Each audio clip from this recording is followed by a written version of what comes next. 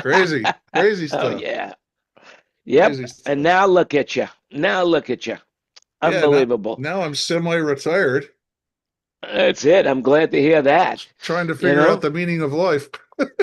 that's right. Well, there you go. That's another Monty Python movie that we could talk about later in the show. Yeah. Very good.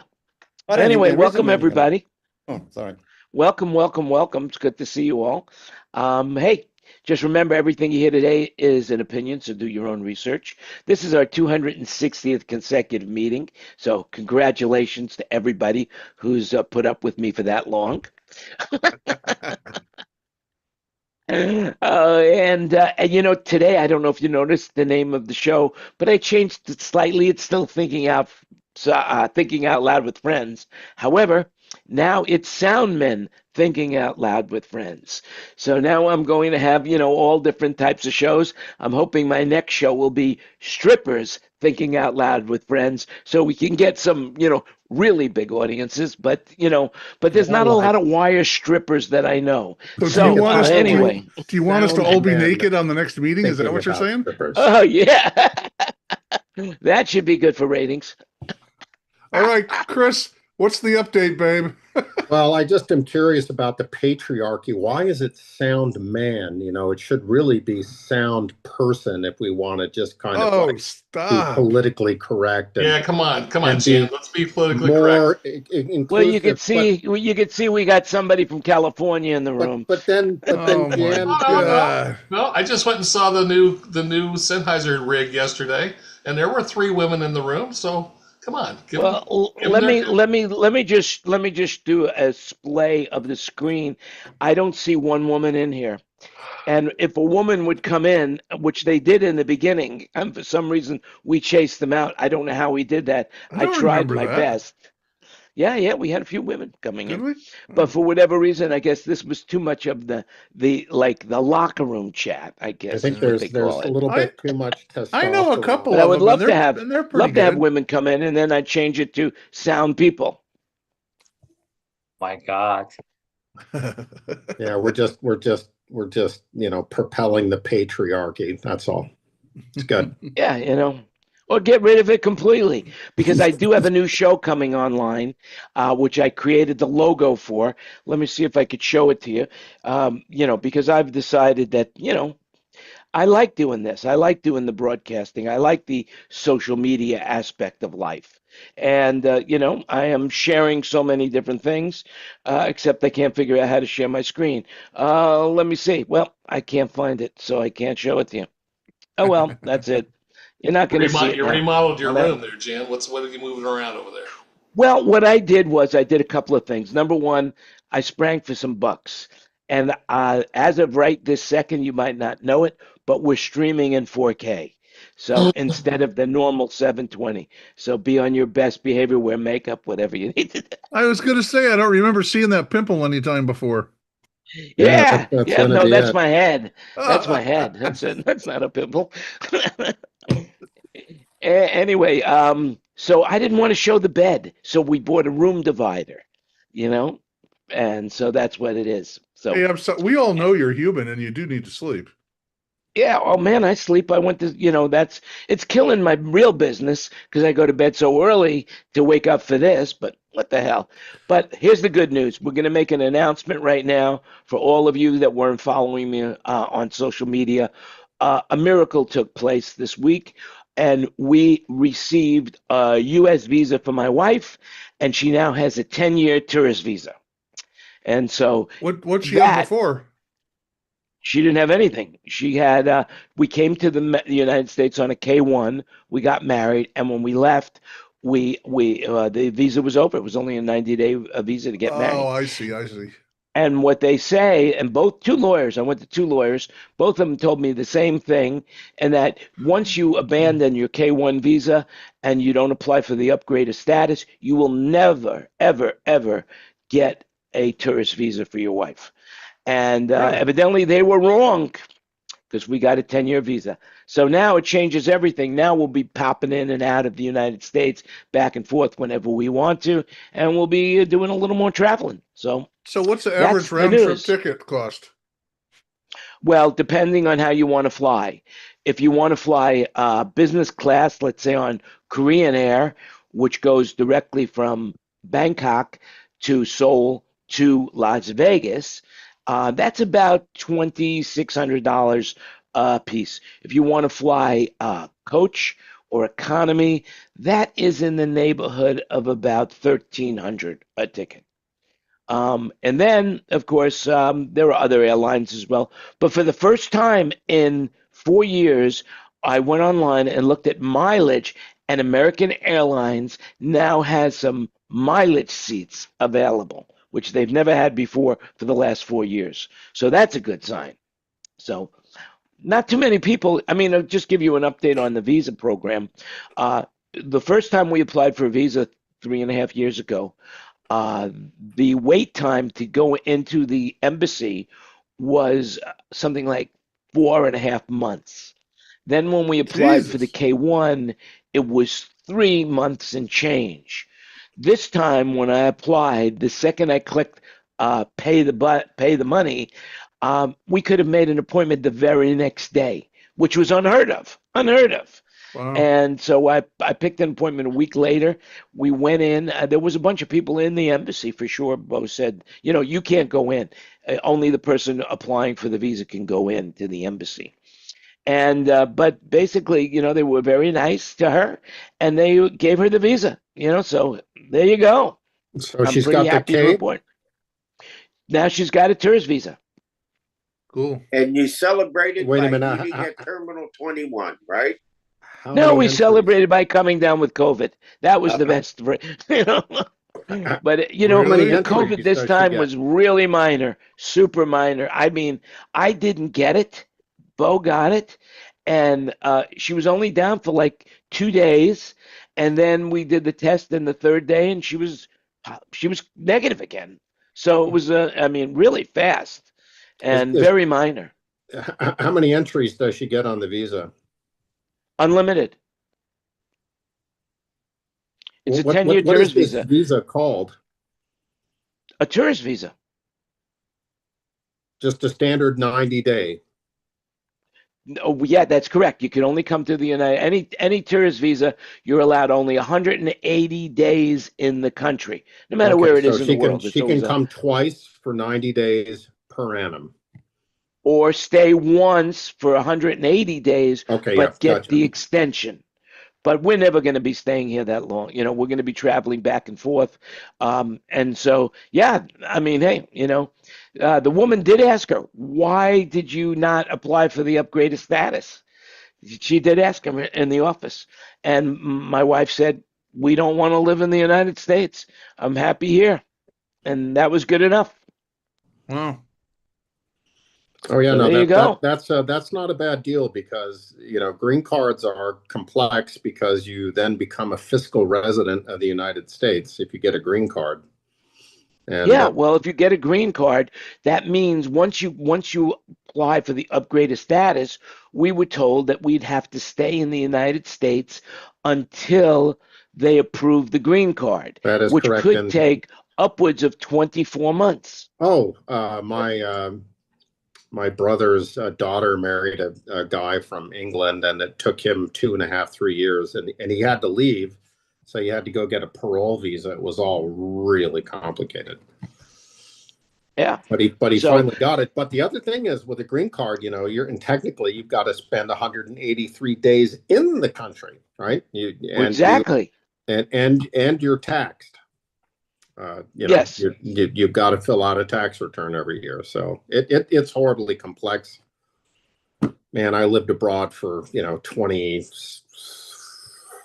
almost 30 years, and it's crazy.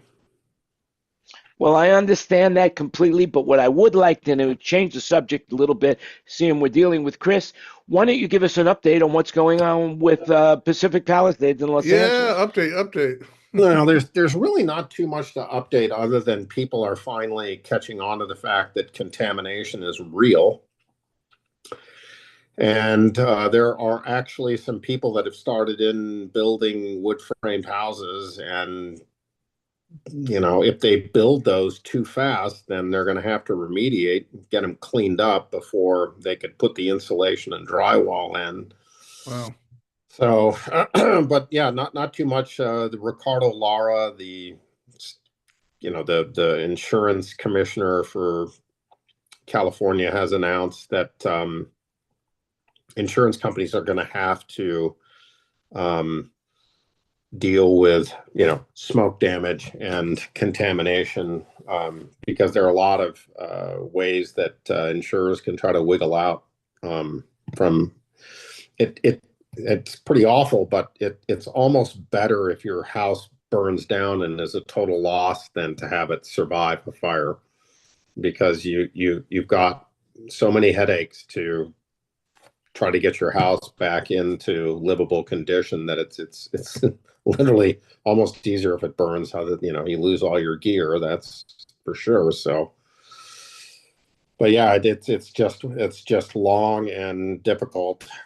And I'm going to have lunch with my architect tomorrow and see what's going on. And hopefully they've loosened up, apparently, the definition of a building like for like. So that should make obtaining a permit a bit easier. But it's still, it's just like one big long nightmare, pretty much.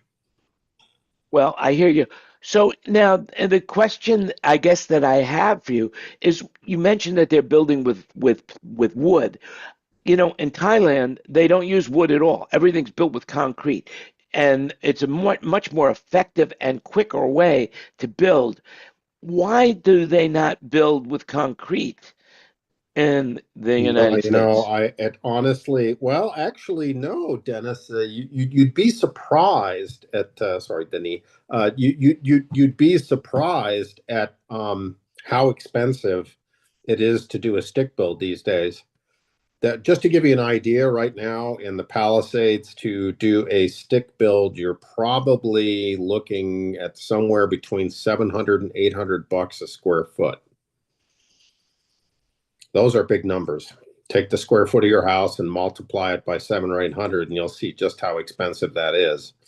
And they're saying that in another year, that could be $1,000 to $1,200 a foot. How much is that versus concrete for Chris? Well, I haven't. Great question. Haven't gotten bids yet because we haven't finalized the drawing and we haven't gotten the permit. Now, just with the drawing that we have, I could probably send that out for some bids. But in order to get accuracy, you need the formal drawing plus engineering for the foundation. And then the engineering of the foundation will vary depending on what you think you might be using for building materials. So if you're going to be building cement walls on the perimeter of your foundation, then you're probably going to have a little bit deeper foundation on the edges. Beefier, yeah. Beefier foundation. One thing I learned is that when you have concrete, like a block of concrete, square or round, going into the ground, the force goes out at 45 degrees. Well, it's pretty amazing because on I guess each side, so conically. I guess when you think about the concrete, it wasn't that well because those prisoners from New Orleans escaped through a concrete jail cell. I mean, unbelievable, hey? Well, they've got a lot of humidity down there, and concrete's an interesting product. I mean, it never ceases, like, changing and curing and hardening. And so you mean like poured walls, or do you mean like concrete blocks? So we're taking a look at a product called ICF, which is called an insulated concrete form. And it is essentially two parallel planes of insulation held together by a little squiggly thing in the center. And it looks like adult-sized Legos. So there's a cavity in the middle, and then there's insulation on each side. The orientation of the brick does not matter. The insulation on the inside or the outside is the same. So you don't need to worry about how you're actually laying the brick down. And then essentially you lay the bricks down on the perimeter, and you get row one, row two, going upward. then you put in rebar, and you put in some clips, and you put a few things, and then you keep stacking the Legos. And then when it's all done, like you've got all your electricity conduits in there and plumbing and everything else you need, you basically fill that cavity with cement. And that's it. You're done. And then you do stucco on the outside and whatever on the inside. The beauty is that you can apply stucco directly to the insulation. Wow. And for electricity, that's cool, but because you just run extra fish. But I mean, for plumbing, I mean, if there's a problem, it's a problem. Most of the plumbing comes through the floor, but if you let's say you're in a bathroom and you've got a faucet mounted on the wall, you just basically stick the pipe or a conduit with a flexible tube inside, and you put that in the cavity, attach it, and then when it gets poured with cement, you're all done. You just hook up, these your days fixtures with all the PEX, Dan, they use PEX a lot here now. So you just run a conduit and then run the PEX on the inside, and if it ever springs a leak or you have to replace it, you just pull it out because you have a chase. That's the idea, and and same with electricity, by the way, right? You have a conduit for your plugs, which means that if you want your wire shorts or you want 3-phase, you can just pull a new cable and boom, you're off and running. Wow, amazing. Cool. Since this is a sound engineering gathering, what was the initial frequency response of your insulation building? Just kidding. Somebody needs to smack you. To think where this is going to any audio sampling. So the thermal coefficient's like an R43 or 45. I mean, this stuff is incredibly incredibly good for insulation, and additionally, it's fire retardant. 4 hours at 800 degrees Fahrenheit before it'll burn. Wow. That's longer. The only thing that could catch that on fire would be a Tesla battery bolted to the wall. I'm just or anybody, not necessarily a Tesla battery, but a lithium battery bolted to a wall could eventually cause some problems. So if you need a battery like that, you just build a small shed outside and keep it outdoors, and then you don't have to worry about it. And the other bit of news is that a couple of people have gotten their renewal notices for the California Fair Plan and the Palisades. So for a house that's in the high 4s and low 5s, so that's what I heard. So this house was like anywhere, let's call it from 4.7 to $5.1 million house. They want $60,000 a year for fire insurance. Wow, 60,000? That's insane. Just to pay you nothing when the actual fire is going to happen. God. So that's $5,000 a month. If you just do the math, okay, we're not going to do discounted cash flow because that 60,000 is going to get raised every year. So over 3 years, you're looking at 300,000+. Over 20 years, you're looking at over 2 million for insurance. So it pays to build, with a thesis for, fire resistance, if not fireproof. That doesn't really exist, but get as close to fireproof as you can, and don't pay that insurance, and you're gonna end up winning big time. Well, where you live, there's nothing left to burn. Everything's burnt. Yeah, but the problem with California is that it's this chaparral that basically grows, and then the leaves fall, and then it creates this. They have a name for it. It's like this layer of stuff on the ground. One season you're going to have burnable material again. That's right, Fred. Bruce is on it. I have a way that you might be able to find some money. I have a way. I just heard about this, and I'm not making this up. I know it sounds too good to be true, but when you work, your company sometimes pays into a 401k. Anyway, retirement saving lost and found database really does exist. It's lost and found, just print it out, LOST and AND found.dol, Department of Labor /retirement savings.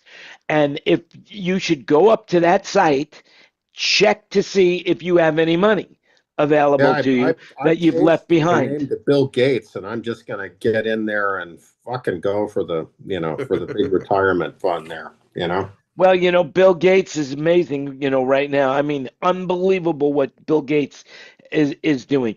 Bill Gates and his wife, Melinda, are America's second biggest philanthropists after Warren Buffett and his family. And how rich they've calculated that his money would be if him and Melinda didn't get divorced, they would be worth $1.5 trillion. Trillion dollars. That would be amazing. But That's right now just they're not worth enough. about 300 billion each. Peanuts. What could I say? Yeah, Peanuts. just shit. Yeah, just Yeah, shit, man. No, it's crazy. Yeah. So a lot of folks are going to be rudely awakened. If they have, and a lot of structures burned, but a heck of a lot survived. A lot of these houses up on the in the highlands and so forth of the Palisades didn't burn, and but they are now facing insurance bills that are going to be just absolutely grotesque. Well, there you go. Now let's have some happy news. Happy news today. That's it. We're moving on to the happy side of life. And that is the fact that today is Bitcoin Pizza Day. That's it. Bitcoin Pizza Day, everybody. In case you didn't know, on May 22nd, the crypto world raised the slice to honor the most legendary meal in blockchain history. Evidently, the story goes that that basically back in 2010, a guy traded 10,000 bitcoins for 2 large pizzas, and today that would be worth over $1 billion. So that's some appetite he had, boy. Whoa, unbelievable. Isn't it also, Jan, Wild West Day, the wagons in America? I don't know what you're talking about. When they went west. But that's not unusual. That's today. According to the Google or whatever it was today. They started their trip. I see, when you were on the search engine. Huh. Yes, it just shows you that. I just remembered the tour that I was doing was Avon. I knew it would come to me. Oh, Avon. Yes, Avon's calling. That's Avon. it, Avon's calling. Yeah, there's some things, there's some things that, go back to our past that when you hear about it, like Fuller Brush. Did you ever have the Fuller Brush man come to your house? Absolutely. Oh, yeah. And the Kirby vacuum cleaner too. My wife actually has a old classic Kirby. It's worth its weight in gold, I think. What was the other one? Avon. Then they had the Fuller, and then Fuller they had Brush. Fuller Brush. Didn't they have those plastic containers? I was just going to say Tupperware. Tupperware. Yeah, Tupperware was replaced with. Then they took that idea with sex toys and they called it fuckerware, and then they went around having fuckerware parties. Bada boom! Don't forget Mary Kay Cosmetics. All right, Mary Kay. Yeah. And then, of course, there was the Yellow Pages, but they never went to your house. They just gave you the Yellow Pages. And then they, of course, the not Wikipedia, Encyclopedia Britannica, the World Book, the World Book, and the Book of Knowledge. My mom was a World Book salesman for a while. All right, so I have a question for all you older guys, which is all of us, right? So how many of you guys had kids and put the 8-inch Yellow Pages in your high chair when your kid was not quite old enough to sit in the high chair and be high enough to eat? Did any of you guys do that? No kids. I don't know about any of you guys, but I heard P. Diddy did it with some of the girls he was with. You had to get him up there. No, that's bad. That's bad. Are we ready? Yeah, you can watch in the car. I'll drive. Anyway, so let's see what else is going on in the world. Have a great week, David. So you want to talk about sound? Metallica. What do you think about this? Metallica showed in Virginia, registered on the seismograph. That's what you get. That's what you get when you have 144 times 2100 LFCs and 48 VLFCs. That is a huge amount of PA. Now those VLFCs go down to 13 hertz, so they would trigger. I could see them triggering, something on the graphs. Bet you a lot of people had upset stomach. You wouldn't want to eat. You wouldn't want to eat too many beans. I wonder what kind of power draw that was for those amplifier racks. They must have had a. Well, there's no amplifier racks because they're all self-powered box. Right, same thing though. Yeah, but the draw must have been huge. I've noticed that with the digital amps, they're so efficient. They are super efficient, and I haven't seen kind of like the power drain as compared to the old, AB class stuff, which definitely sucked it. But I've been super happy. I've got 900s and the X40s, and I just leave them on. When there's no signal, they like literally go to sleep. They're like an amp and a half or something, a draw. Oh yeah, no, it's amazing. You can. They just don't really get any current draw until you really start pushing them. So that's an interesting thing because Myers is really good at that. All the switch mode power supplies, when they first started, they were drawing like enormous amounts of current to get output because power in equals power out. But there's a conversion, but in all product. But it has amazed me how I use a little PA and I run it really hard, and I would never plug it into one PowerPoint. And the fella plugs it into a PowerPoint, and sometimes it never turns it off. And I'm going, so I looked up all the specs, and they're drawing like 3 amps, where that would have been for those amplifiers, which I don't know what the rating out is, but they're powerful. They're in the box. So what is intriguing me is how are they getting the switch mount power supply to be not doing surge like it used to, inflow. So a surge in current. How are they getting that to happen? Because you got to draw power to get power out. I know. I was running. I remember like early on when I was running 4Bs, and I remember running 3 4Bs on a Bryston 4Bs on a 15 amp breaker. So 7 amp an amplifier, so 3 4Bs, 21 amp. And I understand they're not all running at 7 amp, but still, it would never pop the 15 amp breaker. So, one 4B was on the low end, one 4B was on the mids, one 4B was on the highs. But still, I remember 3 4Bs, blinking red lights, never popping the breaker. How'd that happen? So are they doing current limiting on the input? Well, not, there was no limiting in the amp. No, but I mean in the power supply itself. So when it goes to draw too much current, are they limiting that current? So the amp's got a spec of output. I'm not sure how they manage that. I don't know. I'm just asking if and Crown HD 12,000s want like 14 amps on a turn-on surge. Yeah. I had racks of those, and now I'm running 3500s, and they're way more efficient, but they're still not as efficient as some of this new stuff is. No, not at all. Yeah. I mean, Kurt just walked into the room. He could talk to you about the Panthers, but, when you think about it, I mean, he might even know more about what happened at Metallica, because I'm sure that he does the same thing. I doubt he gets it. In Oregon, I don't think in Bend they're going to let him pump the sound up that loud that it's going to register on a seismograph. But Kurt, are you there?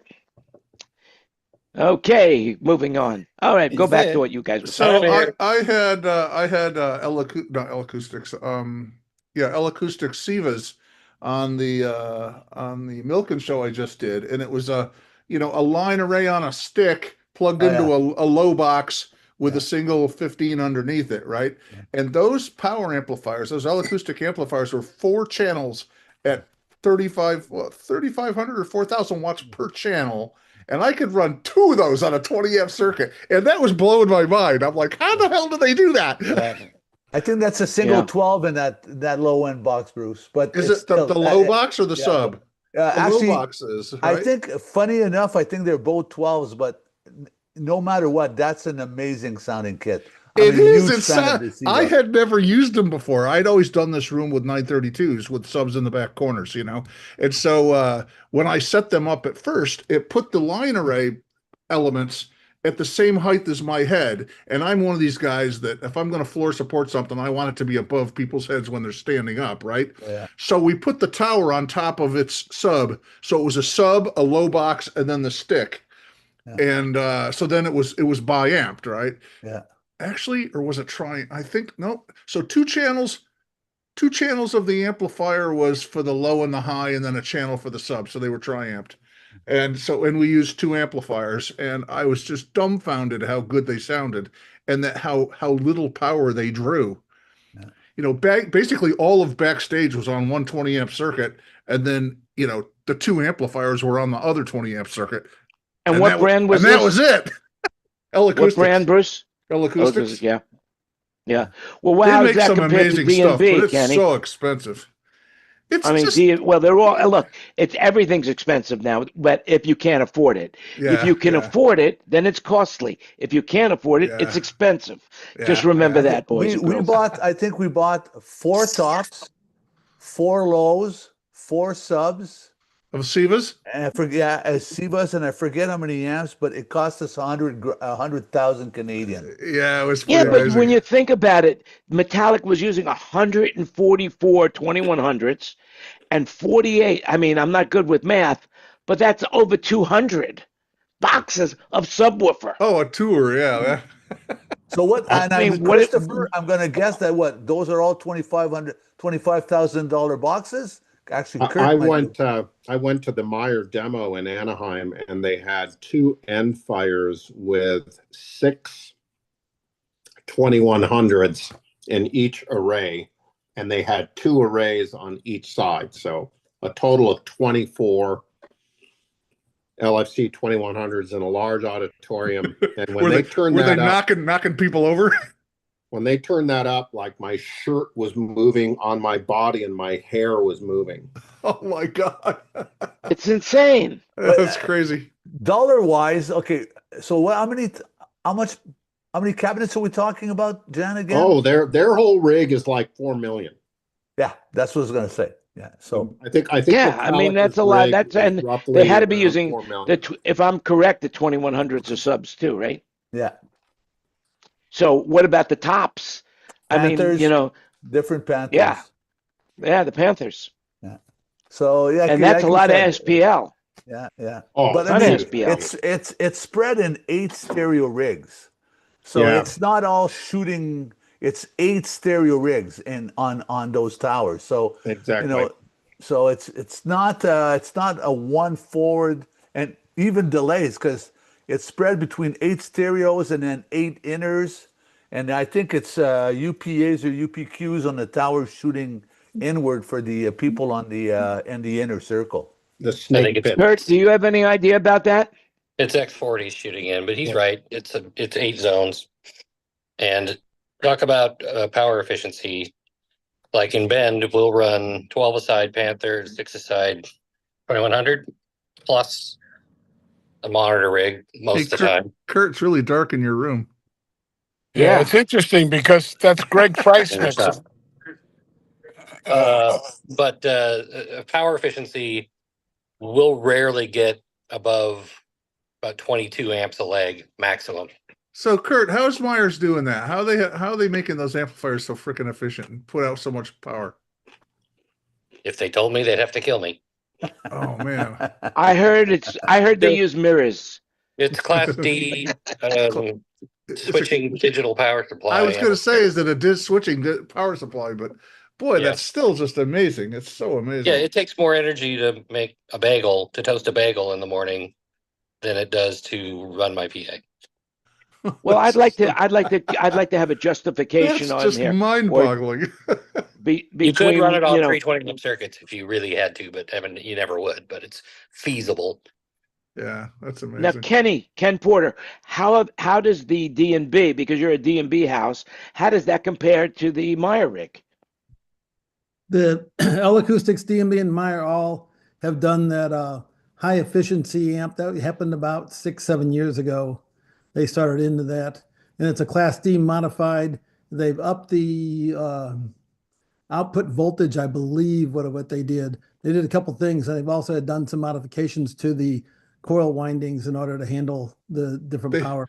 They have amazing grounding too, but one of the things that I noticed on the like UPA powered UPAs and a lot of the little traps that are powered, I mean, you can't make the damn things buzz. You could plug them into the same circuit as a goddamn toaster and they wouldn't buzz. I mean, they're just so, impervious to everything now. It's just unbelievable. Well, I can help you out there a little bit. If you want to make them buzz, just loosen the grills. That'll make it happen. Well, there is that.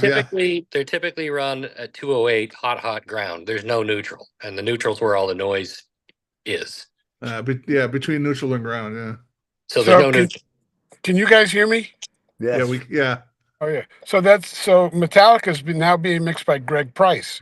Yes. And Greg Price has been a Claire guy for decades. So I really would love to know how he feels between going to Meyer after Claire. But Greg's been all I know is go I was ahead. in the last Meyer class. They had the whole drawing of the Metallica rig, and we looked at it and put it into the modeler and map and did projection planes. And basically, all I can tell you is that a Metallica concert, everything is red. There's no yellow. It's all just. It is every frickin' seat is gonna get blasted. I believe Claire is the provider for Metallica, though. Even though Metallica bought the boxes, they are maintaining them in service agreements. Yeah, I think that's correct. That would make sense. I think Metallica that's why Greg buys is their there. own rigs, and then I thought Metallica owned their own gear. Yeah, they have their own gear. They do. Sound Image is the one that maintains it. Yep. For Claire. That's right, because Sound Image is part of Claire. There you go. Makes sense. They are now.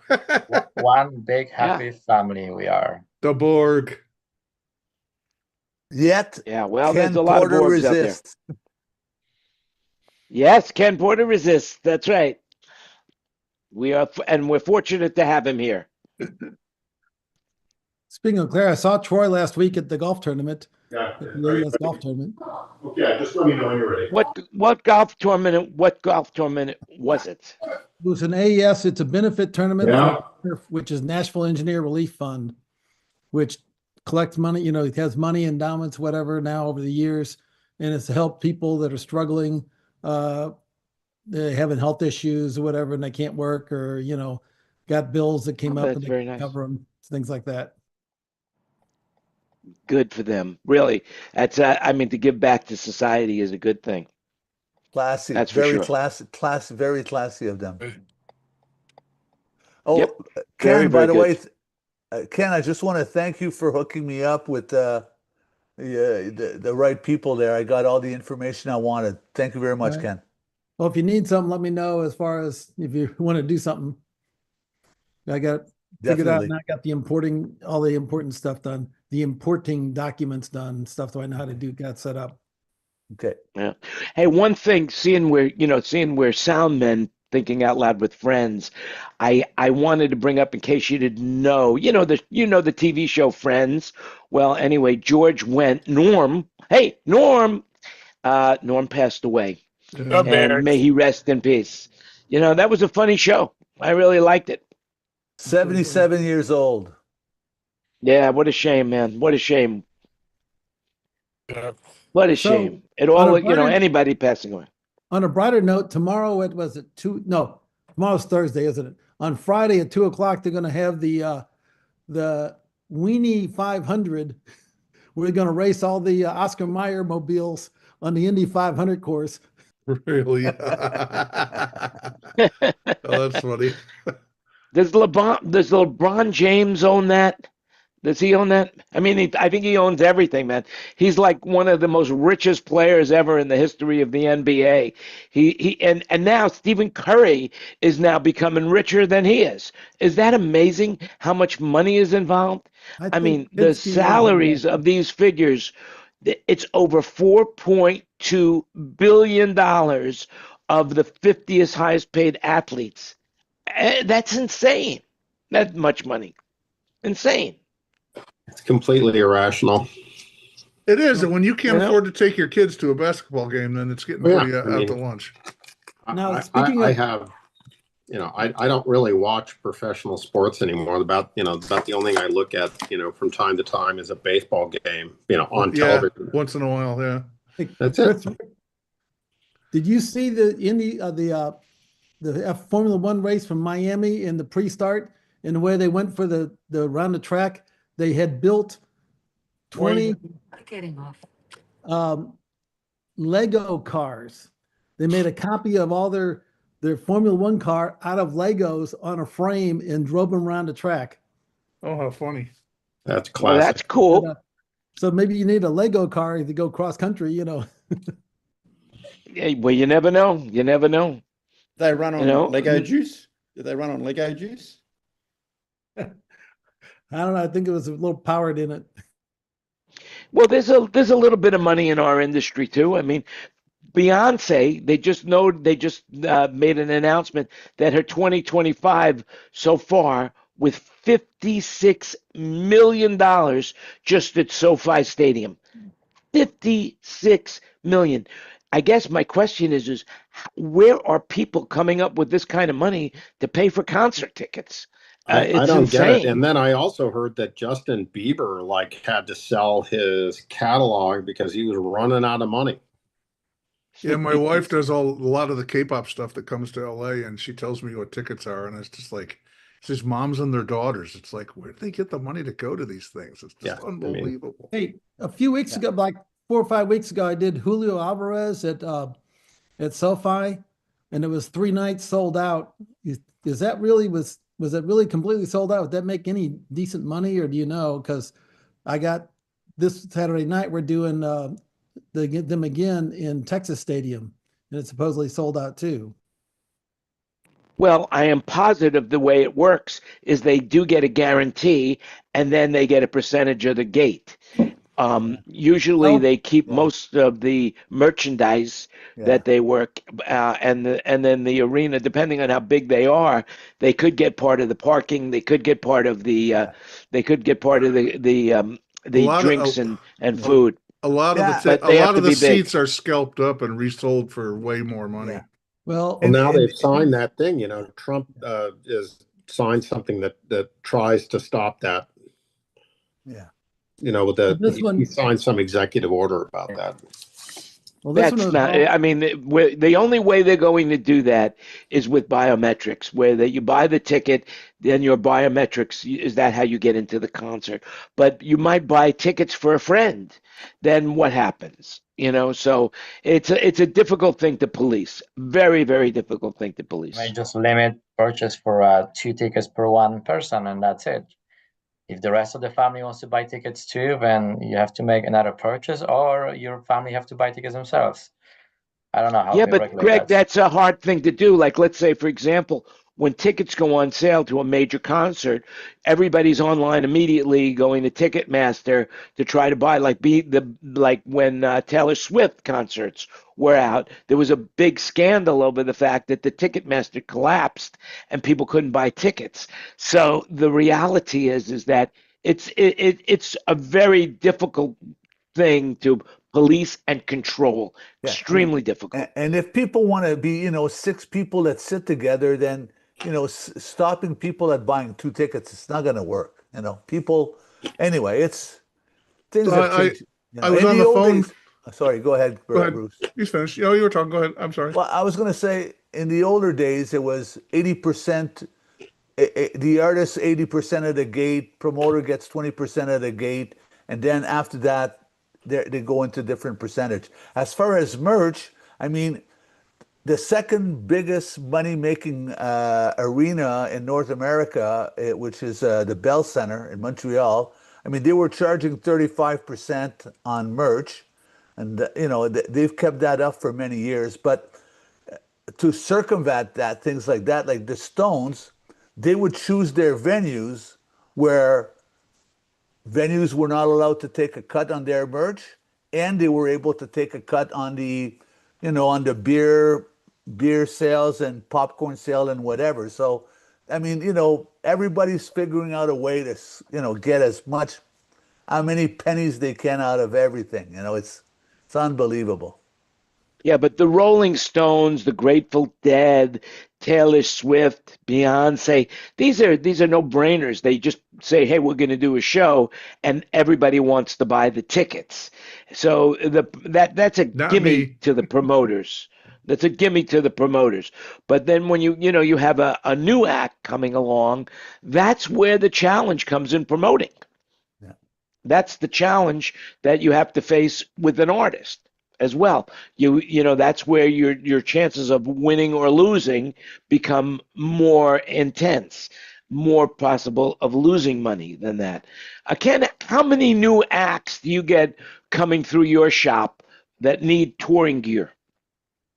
I get a lot of them, but they're all like band that's starting out. They could be the opening act. They're just being funded by a label, and they usually can come up with a bus, and they usually carry a 14-foot trailer behind the bus, and they put all the band gear, and they come in and get 2 consoles, a stage package in there, and that a lot of times they just use their engineers and dry hire rental it. And they go I out see and his clubs. control packages come through Bend about 5 or 6 times a year. My packages? Yeah, Oh, well, that's nice. I'll put a point store sticker on it next time. Okay. Yeah, good idea. You cover up the spectrum. But there's no more record company money anymore. I mean, records, no bands don't sell records anymore.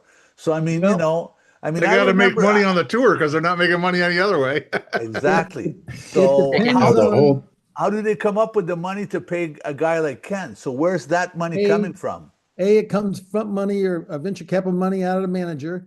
Number two, it also comes from if they're artists, if they've been writers. There's several artists that kind of start not really artists, and next thing you know, you find out they wrote this song, that song, that song. Is like they're writing.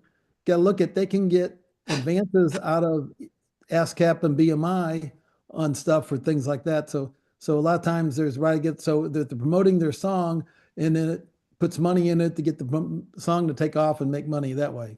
Okay. And Ken, another way, Denny, is the lottery. They buy lottery tickets, they scratch it off, and then there you go. No, I'm just curious, Ken, and how do they guarantee, or how do you know that you're ever going to see that material again? I mean, is somebody guaranteeing it that's got some deep pockets, or?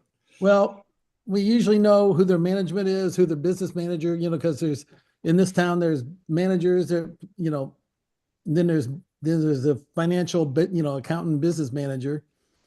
And when you have that, and they've hired band, there is a reputation, around, they played places, and if they got, they got an itinerary where they're going, and particularly if they got enough to get a bus, then you got them. A lot of them running that van to go, where they run a van with a trailer behind it for a while too, when they're really small. I don't have too many, I don't have many of them because a lot of times they're at the Three Deadly P's.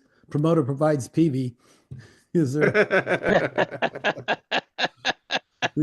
I think back to Jan's question. Sorry, Kenny. Yeah. Back to Jan's question, or maybe that was Denis, about how many young startup bands do you know needing production company or in a gear.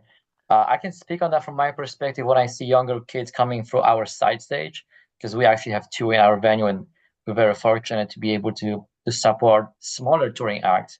What I see is a lot of bands are escaping into those portable, scalable audio systems to the point where you open a Pelican case, you have just a screen and a little controller with a brain.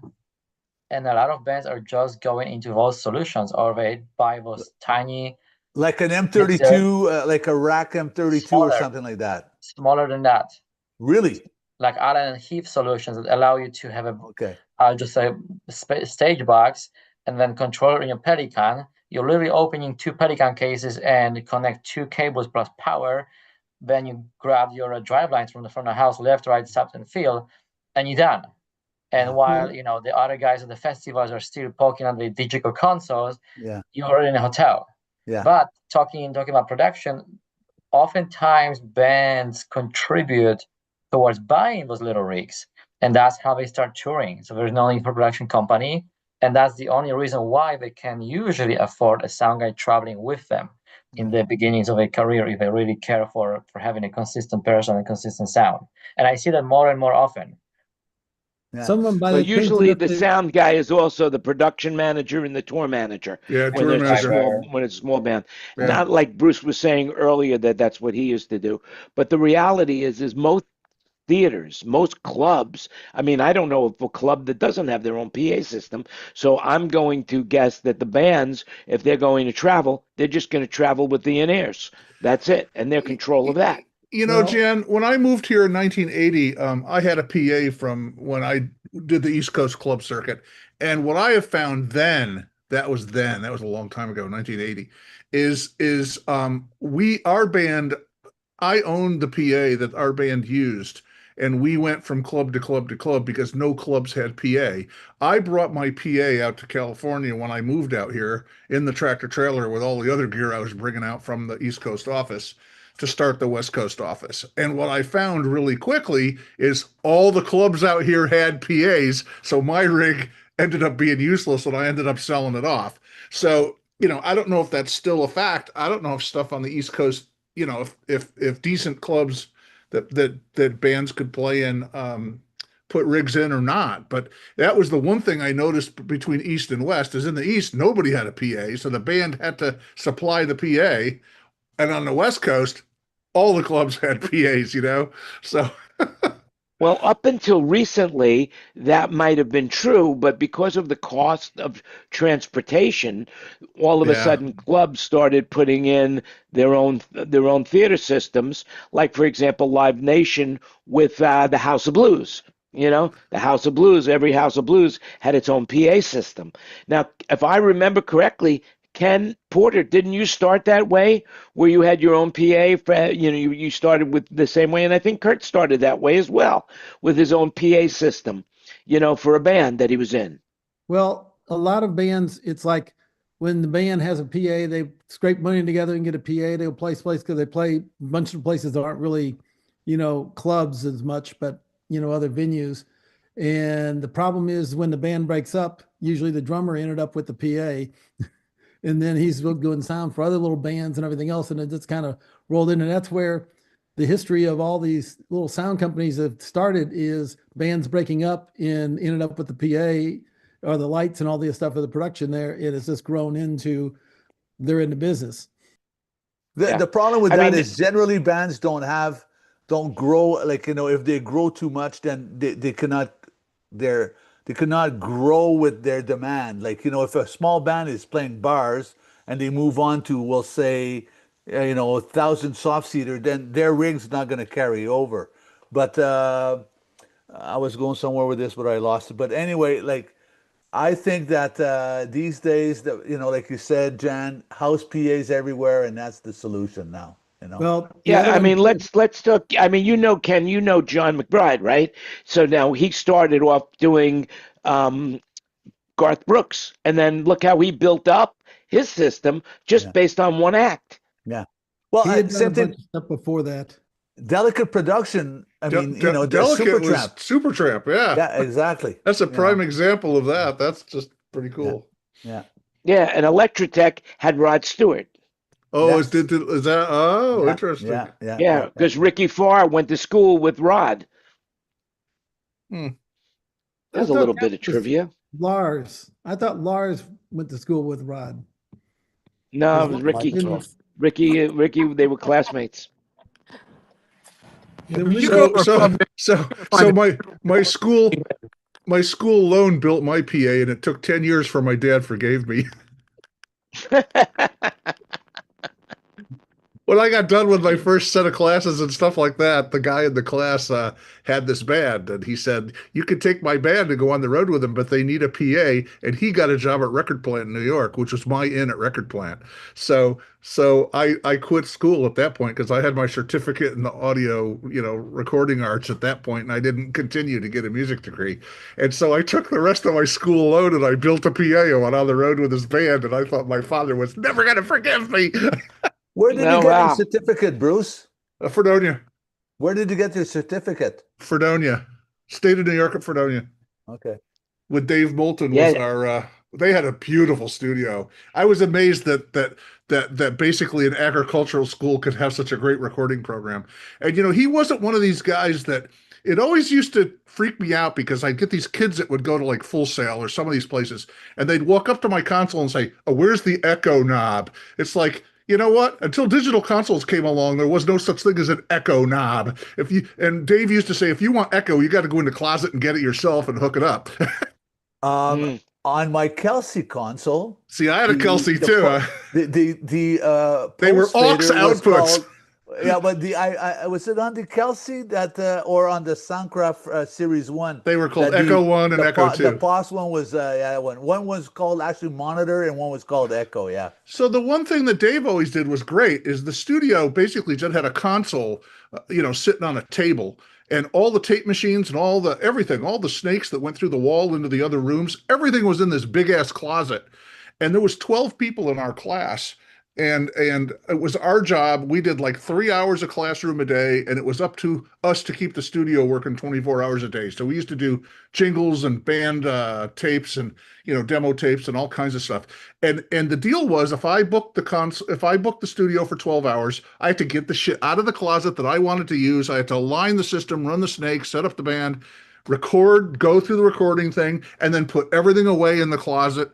And then the next couple of kids would come in and they get everything back out of the closet. And, it didn't matter if we were using the same shit. We had to put it away and the next group had to come get it out and then hook it all up and realign. So we learned how to patch shit and we learned how to fix cables and run snakes and do all that stuff. And a lot of these schools, they have these beautiful studios and you walk in, it's like, oh, aux, you push the button and turn the knob and echo comes out.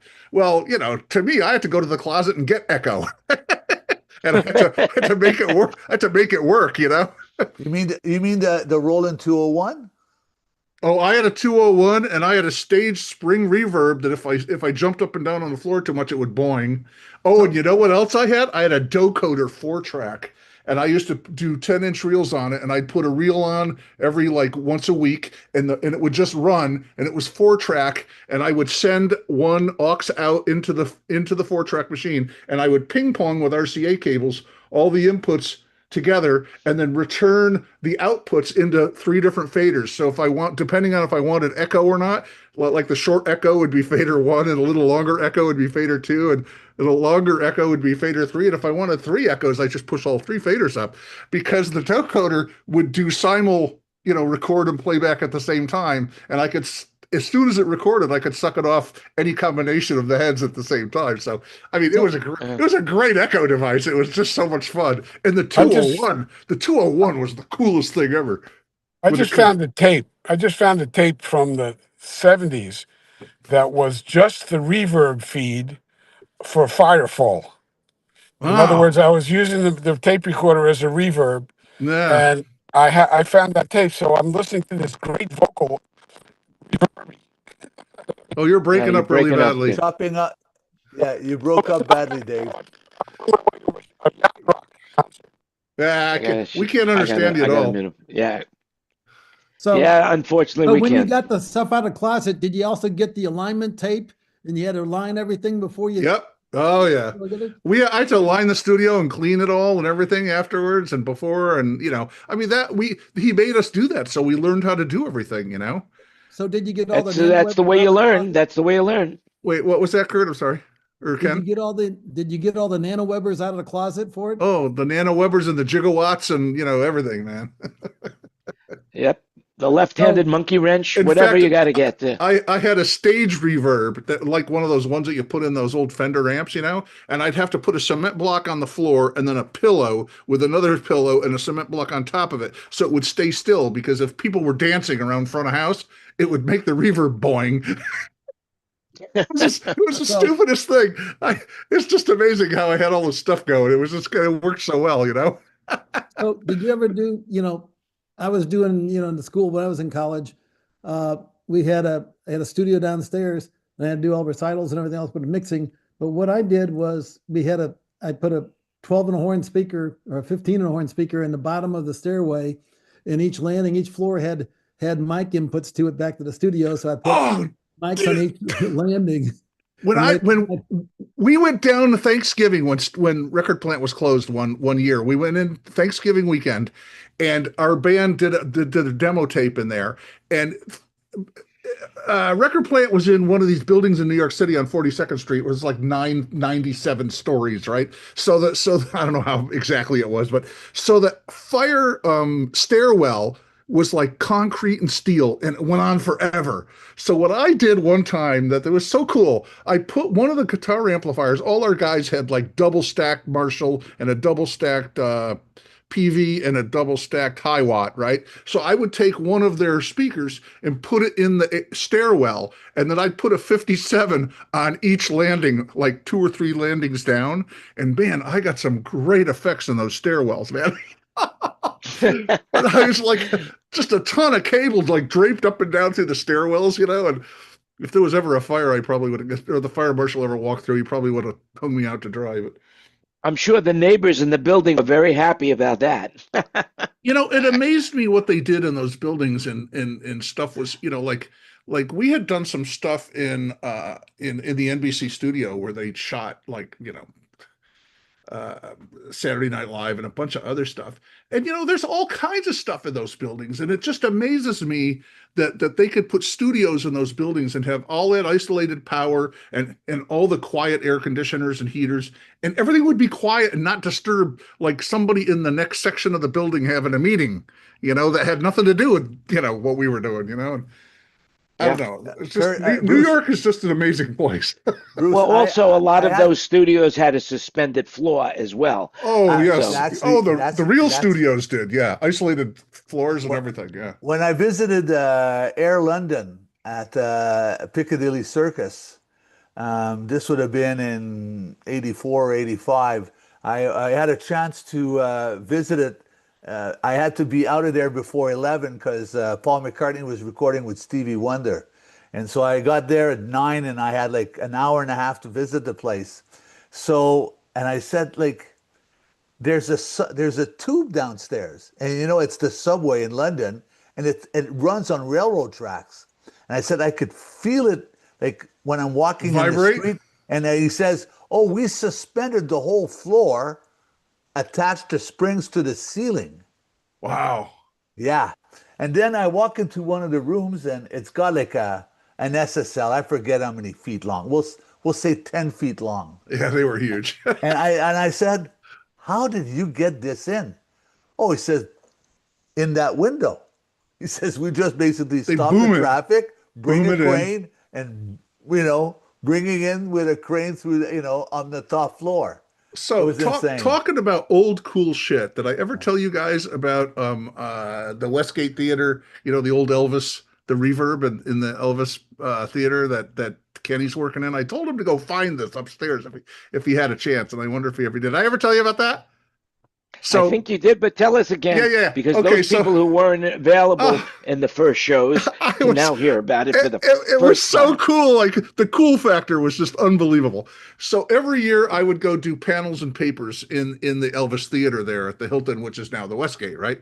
So Mark Swift was the house engineer there, and he and I through the years have gotten to be pretty good friends, and he was the house engineer there. Mark Swift, as in Swifty? Swifty! Oh, God, I love him. He's such a sweetheart. Have you seen him? I saw him briefly, like last year before, but he used to work for me in the early 80s. Oh, what a great guy. He was the house engineer in that theater for a long time. In fact, I did Captain and Tennille in that theater. I sat in for Jim, who was the house guy, and a couple times when he was sick. And I don't even think Jim's alive anymore. But anyway, so Swifty comes downstairs. Swifty comes downstairs. We're getting ready for dinner, and he says, so come on, I want to show you something really cool. So we go up in the back, way up and above the, control room and where the lights, way up there in the top of the theater, right? And we're walking down these catwalks, and he goes, come over here, check this out. So I go walking down the catwalk, and there's this pipe, and it's like, kind of like, old steel pipe. And it's like 10 inches maybe, or 8 inches or 10 inches. And it's like 100 and some feet long. And at one end of this pipe, there is it looked like an old frame to like a 10-inch speaker that was like welded on the end of it. And on the other end of this pipe, it had been capped, but they took this what looked like an old SM58 and cut a hole and stuck that sucker in there and insulated it. And I said, "Don't even tell me." And he says, "What do you think this is?" And I says, "This looks like an old, like a tube reverb." And he says, "This was Elvis's reverb. They sent it up an aux and up to that speaker, amplifier and speaker, and then the sound would go down this 100-foot long tube, and the microphone would pick it up at the other end, so it would all be all reverbized from the tube, right? And then it would come back down to an input in the console. And it had a plaque on it that somebody had made, and it said, whoever made it and all this kind of shit. And I was like dumbfounded. I'm like, well, actually, cow. now that I hear this story, that Elvis 100 millisecond slap now makes sense to me. Probably came out of that 100-foot pipe. If it was 100 milliseconds, it was probably a 110-foot pipe. What did the plaque say? What did the plaque say? It said who made the pipe or something. It was just like one of these little steel plaques that's riveted on the pipe that said who made it. And I just noticed it was there. I didn't even remember who made the damn thing, but I just thought that was made for Elvis. Oh my God, that's the coolest thing since sliced bread. I thought that was just the bomb. This is the greatest way I could say to say, hey, thanks for watching, everybody. We're going to stay in the room. Just remember, everything you heard today was an opinion. Soundmen Thinking Out Loud with Friends, episode 260 in the can. And remember, you make it happen. See you again next week. But before we go, one thing I always do is I'll say, is there anybody that has anything they want to say to the people out there that have been watching? Okay, I do. I'm going to share the screen right now just to show you. I am going to be doing another show. Let's see. Did you see it? I don't even see it myself. It says you're sharing a screen, but it just went black. Yeah, there it goes. Now let's see if we could share the screen the right way. There it is. My next version of what I'm planning on doing, the Jan Landy Show. So we're going to keep doing this one, but I'm going to start the Jan Landy Show, and it's going to be talking about life in general, and what I want to talk about. So there you have it. Like dancing naked in your living room? Anything I want, everything goes, baby. Everything goes. I just bought a tutu for the show, so that's all you could say. All right, everybody, make it happen. Have a great week. We'll see you again next week. Share the show, invite your friends, and anything else I can say, just be happy, stay safe, and we'll see you all again next week. Bye for now.